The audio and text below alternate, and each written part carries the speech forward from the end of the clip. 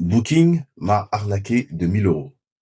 Du coup, j'ai un vrai dilemme et j'ai besoin de votre point de vue. Parce que j'envisage de porter plainte contre eux, mais le souci étant que en Airbnb, en Booking, en location saisonnière, Booking, c'est 95% de mes clients. Donc je me dis, est-ce qu'il faut attaquer la maison qui te nourrit? Mais est-ce qu'il faut, du coup, se faire entuber sans rien dire? Je sais pas si vous comprenez le dilemme. Aller attaquer celui qui fait ton business, ou alors baisser la tête, le laisser faire ce qu'il veut et c'est les maîtres, on peut rien faire contre eux. Donc l'histoire c'est quoi rapidement? Cet été, j'avais une cliente allemande, elle s'appelait Nicole, je sais pas quoi, qui est venue passer un séjour, une semaine, dans l'appartement que vous voyez là, une maison hein, en machin normal. Cette dame-là, au bout de 2 jours, hein, elle m'envoie un message en disant qu'elle est partie parce que ses enfants sont tombés malades, c'était soi-disant insalubre, enfin des dingueries. Et elle avait déjà fait ça parce que ma sœur aussi est surdouée et elle a un appartement pareil. Et cette même dame était venue, elle fait pareil. Elle m'a envoyé un message à Booking pour dire que c'était pas bien, enfin je sais pas quoi. Et donc, elle me dit soi-disant que donc elle est arrivée le vendredi soir et elle repartait le samedi d'après. Donc elle arrive et le lundi, elle m'envoie un message, elle me dit qu'elle est partie. Ok? Mais sauf que j'ai aucune preuve parce que moi j'étais en vacances donc je pouvais pas passer sur place. Et surtout qu'elle n'a jamais annulé sa réservation. Ça veut dire que sur mon calendrier, toute la plage de réservation était prise. Une semaine après la fin de son séjour, elle appelle Booking en disant qu'elle a passé qu'un seul jour. Elle a passé 15 jours dans l'appartement. Et qu'est-ce que Booking fait? Et ils l'ont remboursé. Donc c'est-à-dire qu'en fait, ils m'ont appelé depuis l'Espagne. J'ai demandé comme rappel parce que la meuf elle me parlait soit espagnol soit anglais. Je dis je comprends pas du tout, ça rien. Faites-moi rappeler par Booking la version française pour qu'on puisse échanger sur ce cas-là.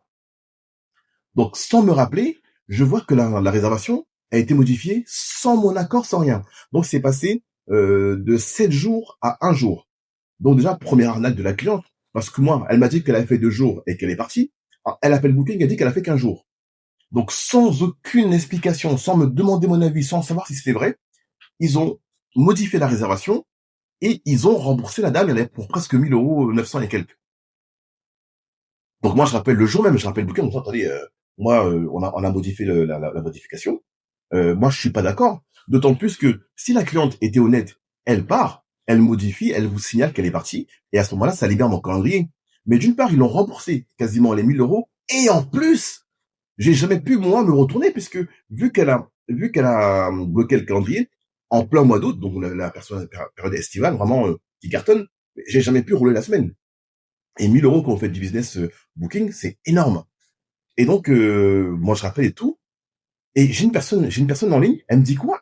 Elle me dit que ils m'ont appelé et que j'ai donné mon accord. Je dis mais vous êtes malade ou quoi? Qui va donner son accord pour un truc pareil? J'ai réexpliqué que ça n'a aucun sens que je donne mon accord. Moi, j'ai eu mon calendrier qui était bloqué. Vous remboursez la personne, personne ne m'appelle. Et en plus, quand j'appelle, vous me dites qu'une personne a dit qu'elle m'avait appelé et que j'avais dit oui. Je leur ai demandé, OK, à ce moment-là, ce qu'on va faire, vu que tous les appels sont enregistrés, allez vérifier et envoyez-moi l'enregistrement où vous avez mon accord. Donc, voilà le dilemme, je m'excuse, j'ai longtemps parlé, mais voilà le dilemme qui est le mien, à savoir, est-ce que je me fâche quand même contre Booking? Il a dit, non les gars, vous déconnez, j'ai écrit, aucune réponse, personne ne me rappelle, il devait enquêter Silence Radio, donc je vais essayer d'envoyer un courrier recommandé, et je dis, moi, je ne laisse pas faire, ça va jusqu'au tribunal. Mais vous avez compris le dilemme, c'est que une fois que les mecs, s'ils veulent, ils vous blacklistent, parce que moi, j'étais chez Airbnb, j'ai fait des vidéos qui ont cartonné où je me plaignais d'Airbnb, ils ont supprimé mes comptes, hein, par vengeance, c'est-à-dire que les maisons que j'avais, ils ont enlevé une par une, par un oui, par un non. Airbnb a fait ça. Booking, ils sont capables d'appuyer si tu les fais chier, ils appuient sur un bouton, t'as plus aucune réservation. Or, vous comprenez que tout mon business tient chez eux. Donc, c'est un peu un reflet presque de la société de se dire, qu'est-ce qu'on fait? J'accepte, je ferme ma bouche, et puis la vie continue, ou je me rebelle, mais ma rébellion peut aussi être ma chute. Qu'est-ce que vous auriez fait à ma place?